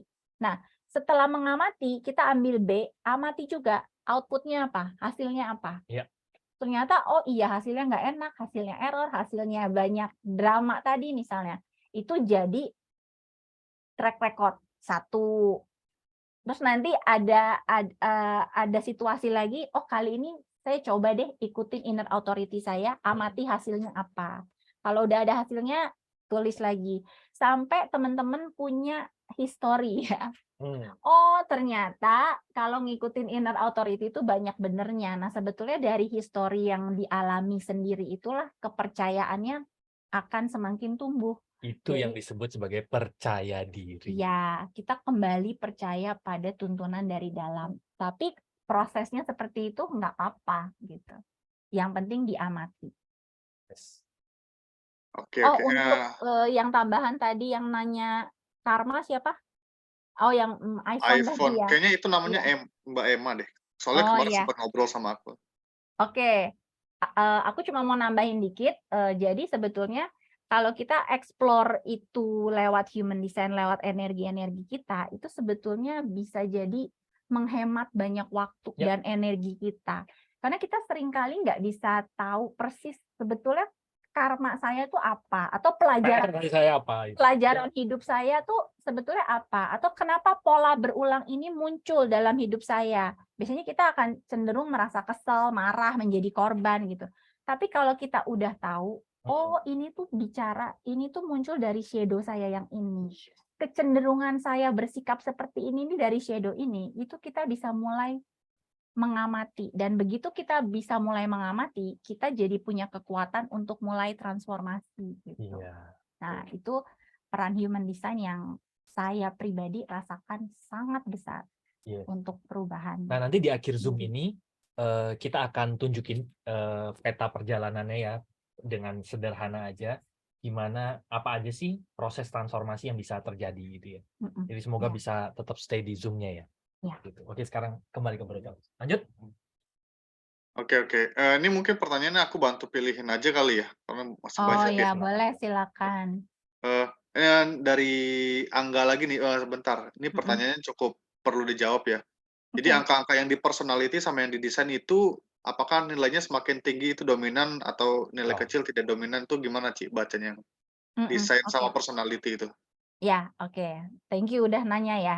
Aku tadi lupa jelasin. Untuk personality, ini kan ya, personality itu yang di sini, yang ditanyain sama Angga, kemudian desain tuh yang di sini. Personality itu yang warnanya hitam-hitam ya di chart. Kalau desain itu yang merah-merah. Personality itu adalah energi yang tercetak di waktu kelahiran kita. Sehingga dia adanya di layer conscious, layer sadar, di layer persona gitu ya. Biasanya lebih banyak kita sadari dan ini yang tertampak gitu ya, di luar. Nah, ini yang hitam. Sedangkan yang desain itu adalah energi-energi yang tercetak di 88 hari sebelum kelahiran. Jadi dia tempatnya, dia lebih dulu tercetaknya, dia tercetaknya lebih di dalam, di layer unconscious, jadi dia adanya di desain kerangka gitu ya, di frame. Nah, karena dia adanya di unconscious ini, lebih banyak kita nggak sadar tentang energi-energi ini. Tapi justru dia yang banyak, energi ini yang banyak menggerakkan kita di dalam rancangan kita. Nah, menariknya di human design, kita jadi bisa mengenali keduanya, baik yang di unconscious maupun yang di conscious. Kalau yang di unconscious tuh biasanya kita cenderung nggak sadar, tapi orang lain yang ngerasa. Karena energi ini kan mengalir kan, terpancar. Jadi mungkin ada ya teman-teman yang pernah dibilangin, kamu tuh bagus loh kalau gini-gini. Tapi padahal misalnya, iya gue gitu. Nah itu bisa jadi adalah energi-energi yang ada di layer unconscious gitu. Nah untuk nilainya sebetulnya tidak menentukan besar kecilnya gitu ya, tapi itu lebih ke bahwa di energi itu ada 64 bentukan. Iya. Dan setiap angka itu ada penjelasannya. Contoh di sini ya, 16. 16 itu energi bicara tentang energi antusias. Gitu ya, energi tentang skill, serba bisa gitu ya. Dan juga ada penjelasan shadow-shadow-nya apa dari 16 ini. Dia punya pola apa, kecenderungan pola apa kalau masih ada di frekuensi rendah gitu ya. Terus kemudian 9 ini energi fokus. Sama nanti ada penjelasannya energi ini tentang apa, tentang momentum diri gitu ya. Shadow-nya seperti apa, itu masing-masing ada penjelasannya dengan detail. Jadi ini bukan ranking 1 sampai 64 gitu ya. Ini tuh cuman penulisan simbol-simbol gitu ya. Karena ada 64 energi dari 1 sampai 64. Jadi tidak, yang dominan itu adalah energi yang di sini. Kalau kita mau bicara dominan, energi di 1, 2, 3, 4 itu adalah 4 energi dasar yang paling sering muncul. Ya. PR-nya juga paling banyak di sini. Iya. Oke, lanjut Bro Charles. Oke. Ini ada pertanyaan dari Mas Yusuf ya, Ci. Mungkin ini bisa kasih tips aja kali ya. Dia bilang hidup saya rasanya penuh problema, mohon pencerahannya. Karena saya terasa kurang bebas dalam memilih pilihan. Saya harus bagaimana sebaiknya, Kak? Gitu. Mau kasih tips apa? Sangat general ya. Sangat luas ya, soalnya semua orang juga punya problem ya. Problemnya mungkin lebih didetailin kali apa ya? Sebetulnya ini yang saya suka dari human design, karena sebetulnya sebelum kenal human design, saya itu memang sering jadi tempat curhat gitu kan, dan memang saya punya panggilan untuk dengerin orang, untuk nemenin orang gitu kan. Kalau ditanya saya juga senang kalau bisa menjawab. Nah, tapi dari pengalaman itu banyak pertanyaan orang yang saya jawab berdasarkan pengalaman saya. Berdasarkan apa yang saya alami. Padahal sebetulnya kan tiap orang beda gitu. Nah, karena keterbatasan itu ya dulu ya, saya taunya ya saya jawab dengan pengalaman saya. Waktu ketemu human design, saya merasa oh ada tools yang bisa membantu apa yang sudah selama ini saya lakukan. Jadinya saya tuh bisa dengerin curhat orang sambil lihat chartnya, sehingga pada saat saya memberi masukan, dari apa yang dia tanyakan, saya memberi masukannya berdasarkan dirinya, berdasarkan apa yang saya baca, bukan berdasarkan saya lagi gitu. Nah, itu yang membuat human design ini jadi tools yang sangat menyenangkan untuk menemani dan membantu orang. Nah, untuk Kak Muhammad Yusuf tadi, memang saya pikir saya akan bisa menjawab dengan lebih spesifik kalau sudah bisa lihat chartnya gitu. Karena di sini ada problema gitu kan, merasa kurang bebas. Nah, merasa kurang bebas ini itu bisa jadi muncul dari beberapa kemungkinan gitu. Mungkin ada kekhawatiran, mungkin ada pengalaman tertentu, ada shadow-shadow tertentu yang kalau kita bisa lihat gate-nya, solusinya jadi lebih tertarget gitu. Iya. Mungkin nanti Oke. bisa ngobrol lagi ya. Ya. Sementara gitu dulu ya, Mas Yusuf ya. Semoga menjawab. Lanjut ya, ini menarik nih, Ci, dari Mas Ari Margono ya. Mhm. Sebagai proyektor, apakah benar jika terlalu banyak menggunakan energi untuk Sorry. bekerja bisa membuat jasad atau badi mudah rusak? Bagaimana cara keluar dari mental block tersebut? Karena sebelumnya baik-baik saja ketika bekerja pegang 2 job desk. Oke, nah ini berarti setelah tahu human design-nya malah jadi punya mental block ya, Iya, gitu jadi dapat kan. tularan. Iya, Iya, iya. ini yang perlu berhati-hati ya dalam menyampaikan human design. Nah, jadi gini, singkat ya, proyektor itu memang tipe energi yang ringan, light. Karena dia tipe non-energi. Jadi kalau energi itu ada di sakral, sumbernya, untuk proyektor sakralnya itu open atau putih tadi, sehingga bisa dibilang energinya itu tidak tersedia secara konsisten. Makanya dia tipe light tadi. Sebetulnya cara dia melakukan atau mencerna sesuatu, kalau yang tipenya ringan, itu akan perlu bertahap. Kalau dirasa badannya sudah minta istirahat, ya istirahat. Istirahatnya pun sebetulnya nggak perlu banyak ya. 15 menit, 30 menit cukup untuk bisa mengeluarkan atau melepaskan aura gitu ya, atau melepaskan yang terasa penuh, itu udah cukup sebenarnya. Dan juga itu kan kalau dari sisi energinya. Tapi kita bisa lihat lagi, ada faktor kedua, yaitu kita perlu lihat proyektornya ini itu punya center motor yang define nggak? Karena bisa jadi proyektor itu juga terbagi jadi 3 macam, 3 tipe. Ada klasik proyektor, ada mental proyektor, ada energi proyektor. Nah, kalau type proyektor yang energi, berarti dia masih punya center-center motor yang define, yang nyala. Nah, kalau energi proyektor, itu dia masih bisa merasakan bahwa saya punya dorongan untuk melakukan. Selama apa? Selama selaras dengan dirinya. Selaras dengan dirinya apa? Ya, itu indikator yang berikutnya gitu kan. Kalau dia melakukan pekerjaan yang dia suka, sebetulnya dia memang akan punya dorongan untuk melakukan itu dari center-center motor yang dia punya. Jadi sebetulnya kalau terlalu banyak menggunakan energi untuk bekerja bisa membuat jasad atau badi mudah rusak, itu kalau yang dipaksakan. Kan ada ya orang-orang proyektor itu memang salah satu yang dia perlu pelajari adalah perlu mengetahui when enough is enough. Kapan udah cukup. Nah, kadang-kadang ada proyektor-proyektor yang melakukan hal-hal yang sebetulnya tidak dia sukai, lalu cara mengerjakannya itu mengcopy type energi. Jadi dia beroperasi seperti generator, seperti manifesting generator, karena dia takut tidak diterima gitu kan. Sehingga akhirnya itu loh yang menjadikan overload dan tubuhnya mudah kelelahan. Tapi balik lagi, kalau yang dirasa dari energi dari center motornya tersedia, kemudian ada signature-nya muncul rasa sukses gitu kan, terus kemudian memang ada tenaga, ada dorongan untuk terus melakukan itu tanpa merasa kelelahan, ya why not gitu. Ya, jadi dibilang juga the map is not the territory. Yes. Jadi human design chart ini juga bukan segalanya. pengalaman kita lah yang lebih kita bisa rasakan dan bisa kita percaya. Jadi balik lagi, tetap percaya apa yang dirasa, gitu ya. Jangan jadi Oke. sugesti atau mental block baru.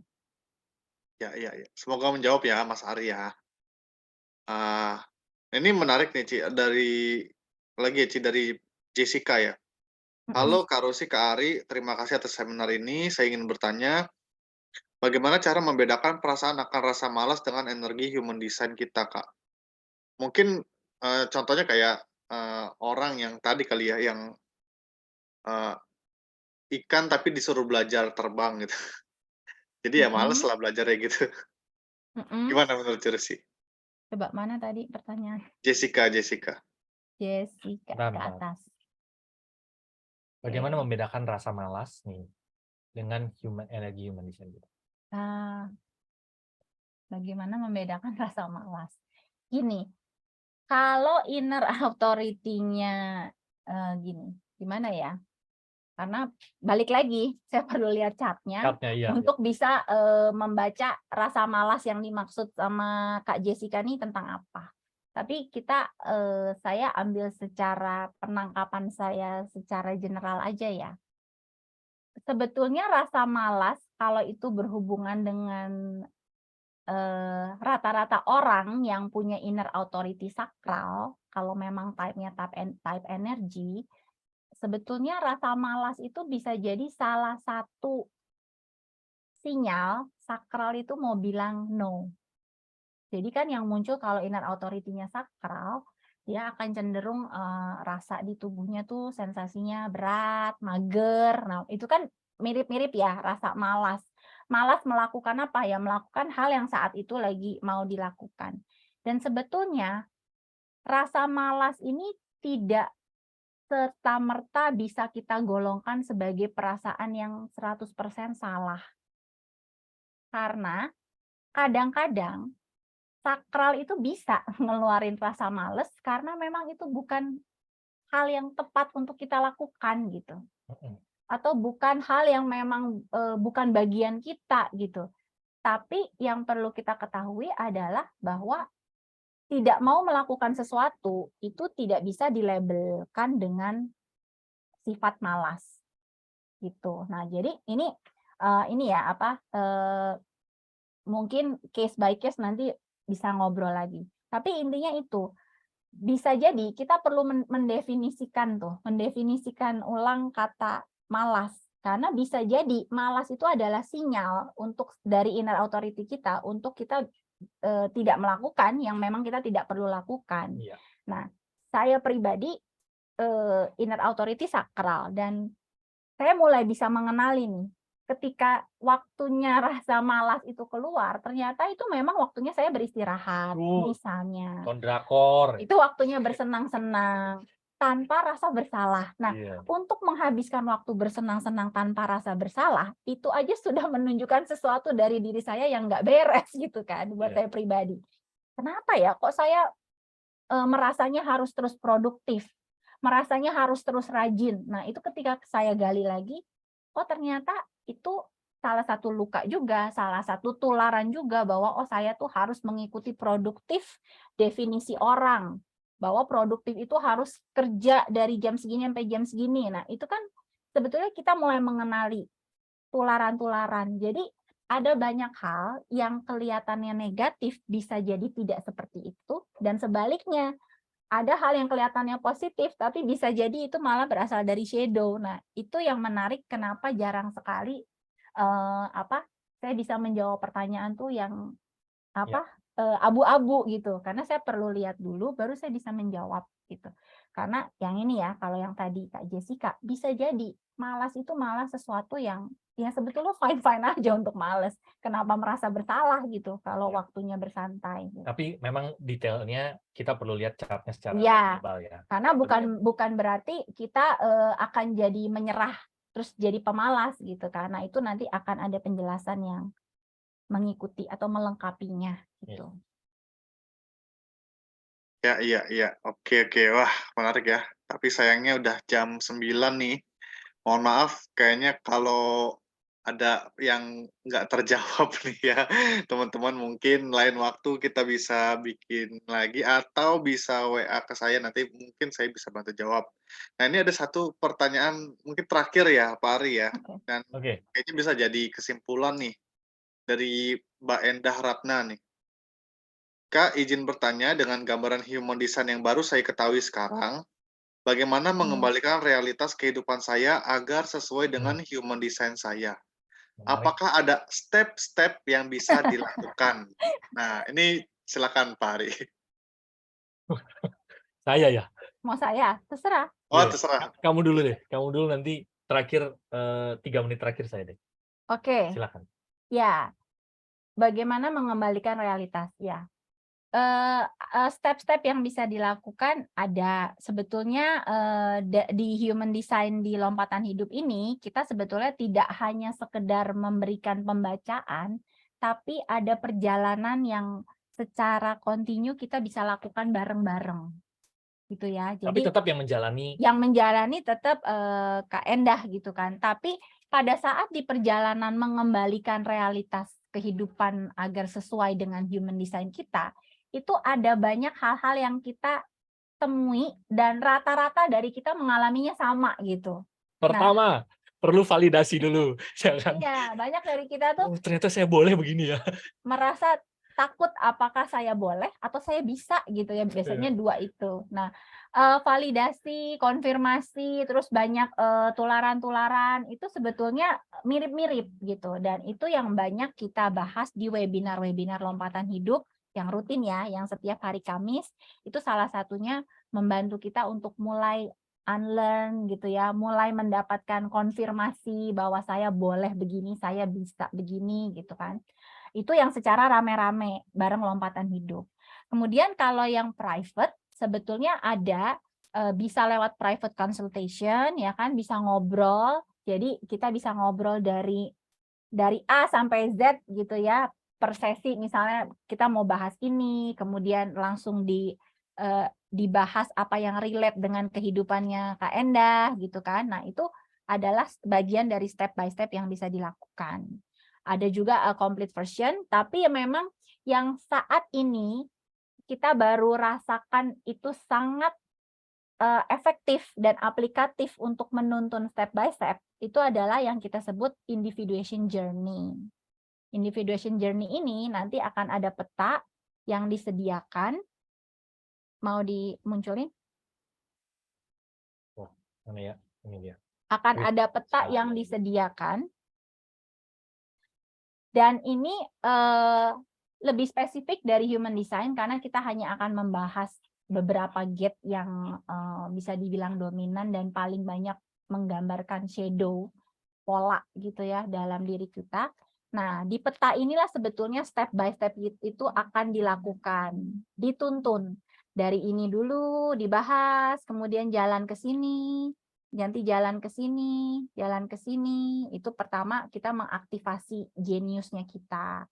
Kemudian kita akan lanjut ke hubungan-hubungan, kita mulai lihat hubungan-hubungan kita tuh punya pola apa, kita bisa tracking mundur ke usia-usia kita remaja, masih kecil, sampai bayi gitu ya, untuk mengenali shadow-shadow atau tularan-tularan yang muncul dan kita bisa mengembalikan diri kita ke apa yang adanya kita. Sampai nanti ada yang bicara tentang prosperity gitu ya, ada ini yang sebetulnya nanti akan membuka kemakmuran. Nah, ini step by step yang bisa dilakukan kalau memang benar-benar mau dituntun personal gitu. Yes, terakhir ya teman-teman ya, sebagai penutup tadi ya. Jadi, cara sederhana, sebentar ya. Nah, secara sederhana teman-teman, saya dan Rusi waktu itu awal sebetulnya nggak yang dengan sengaja buat lompatan hidup, enggak gitu. Karena kami berdua tuh berangkat, kami punya luka ya. Kami punya luka dan akhirnya kami menjadikan hidup kami tuh jadi bahan eksperimen. Ya, jadi bahan obrolan dan Jadi bahan observasi. Nah, akhirnya kami tanpa disadari kami melakukan yang namanya individuation dan healing journey. Ya. Jadi kita sebut aja apa yang saya bisa alami dari proses yang kami sebut sebagai individuation and healing journey. Nah, kenapa disebut journey, teman-teman? Ya karena ini perjalanan sebetulnya, gitu ya. Jadi yang pertama ya, teman-teman. Yang pertama adalah pada saat nanti udah mulai terjadi healing ya, udah mulai individuation tuh gini. Karena banyak bagian diri kita tuh yang kita bonsai, entah sama lingkungan atau sama diri kita sendiri. Saya nggak suka sama ini, saya nggak suka katanya. Soalnya kalau saya masih saya pakai bagian diri ini katanya nggak bisa berhasil, atau saya nanti nggak bisa diterima sama orang gitu. Ya. Nah, proses individuation journey itu kita memeluk kembali diri kita secara utuh, karena ada banyak bagian diri kita tuh yang dibonsai, dipotong-potong sama dunia kita gitu. Nah, yang pertama adalah pada saat individuation journey ini kita lakukan, kita akan mengalami perubahan tarikan. Yang tadi kita ceritakan tadi ya, teman-teman ya. Energi kita tuh menarik banyak hal dalam hidup kita gitu. Kalau selama ini kita menarik tarikan-tarikan yang sifatnya drama, pada saat individuation-nya udah mulai dilakukan, healing-nya udah mulai dilakukan, tarikan-tarikannya udah mulai tarikan obrolan antara karunia saya dengan karunia orang lain. Daripada shadow kita dengan shadow orang lain ya. Itu namanya drama ya dalam hidupnya gitu ya. Yang kedua yang terjadi adalah kita bisa memutus pola negatif yang berulang. Memutus pola negatif berulang. Mungkin dalam hidup kita punya pola-pola negatif berulang. Kok saya membangun usaha udah naik, turun lagi, roller coaster seperti itu. Kok saya setiap menjalani hubungan sama orang, kayaknya gini-gini aja ya. Kok saya dapat pasangan kayaknya cenderungnya kasar sama saya gitu. Itu kan pola-pola negatif yang sudah 2-3 kali kita terjadi dalam hidup kita. Yang ketiga, itu kita tahu life works kita. Life works itu adalah what am I here to do. Jadi kenapa sih saya ada di dunia ini? Buat apa gitu saya ada di dunia ini gitu ya. Orang bilangnya sebagai yaitu tema jiwa atau misi jiwa gitu. Yang keempat kita jadi tahu namanya PR atau perjalanan hidup kita. Pelajaran hidup kita. Ini yang tadi Mbak Endah kalau nggak salah ya. Karma bukan iPhone tadi ya. Sorry ya, Mbak Emma ya. Kita jadi tahu pelajaran hidup kita gitu ya. Yang kelima, kita jadi tahu tema hidup kita. Terus yang keenam, kita jadi saya lompat-lompat nggak apa-apa ya. Yang keenam, kita jadi makin mengikuti tuntunan diri. D-nya huruf besar ya. Tuntunan diri. Kita jadi lebih percaya diri dalam arti yang sesungguhnya. Karena Tuhan udah mengkasih karunia kita tuh inner authority yang tadi Rusi ceritakan gitu ya. Yang ketujuh, kita tuh makin punya aura diri. Aura diri itu tercermin dalam fisik dan mental.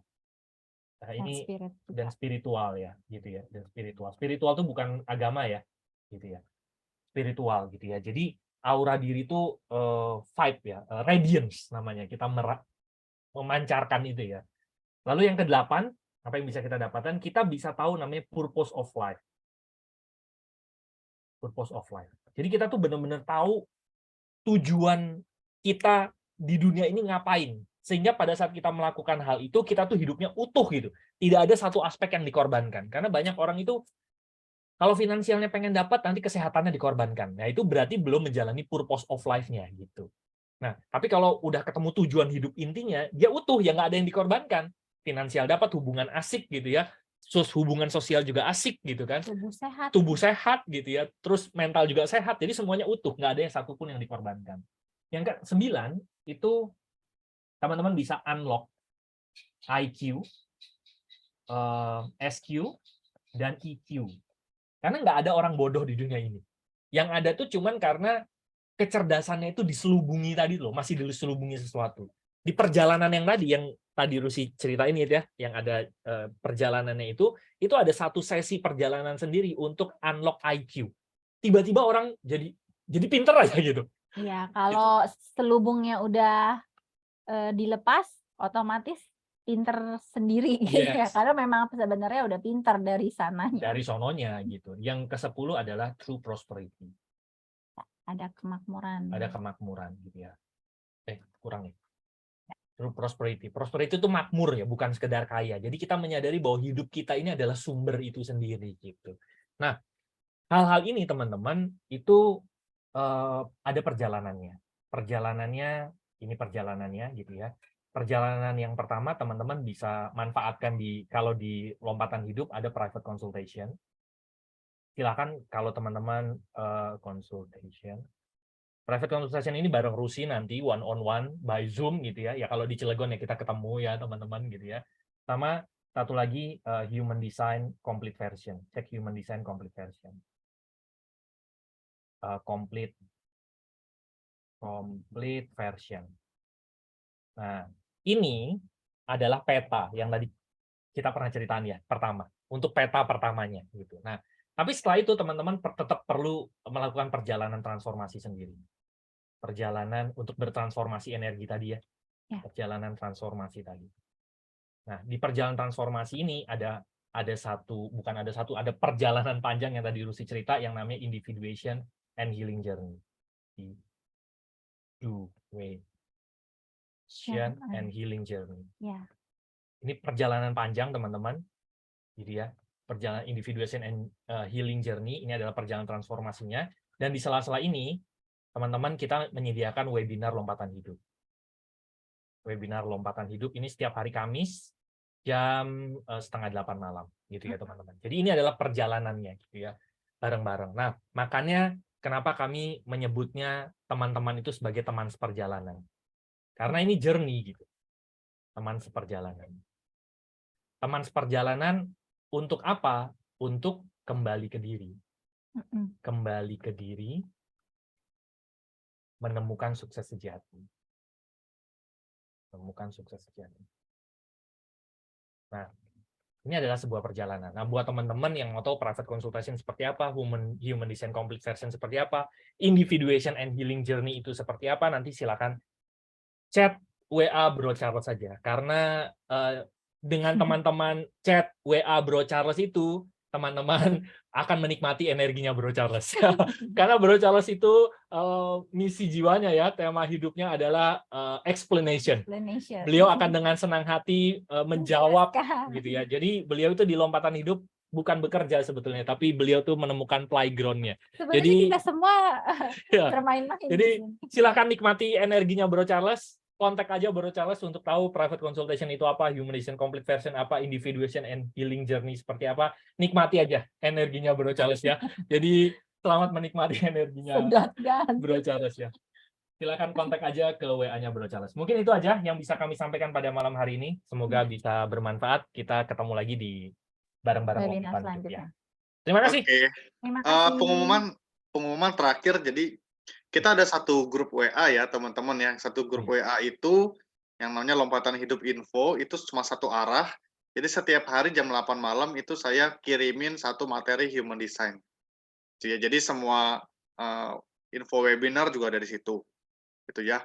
Jadi teman-teman bisa saling belajar. Terus itu yang dikirim itu 101 hari. Jadi kalau udah 101 hari, ngulang lagi dari hari ke-1, jadi sama-sama belajar lah gitu ya. Oke. Dan juga YouTube-nya Lompatan Hidup ya, Bro Charles ya. Oh ya, sama YouTube-nya Lompatan Hidup itu buka aja di YouTube, klik Lompatan Hidup, nanti masuk ke playlist Human Design Series, itu udah ada nomor urutnya, udah kayak nonton drakor lah. Udah nomor 1, 2, 3 dan seterusnya. Ya. Oke. Tuh kata Natali asik nih, suka nonton drakor dia pasti ini. Oke, selamat malam semua. Terima kasih. Kalau ada yang perlu apa-apa bisa WA saya ya. Terima kasih. Terima kasih. Kita berkat untuk semua malam ini ya. Bye-bye. Terima kasih, selamat malam. Thank you. Silakan nikmati energinya Bro Charles. Kontak WA-nya Bro Charles. Saya izin end meeting ya. Terima kasih.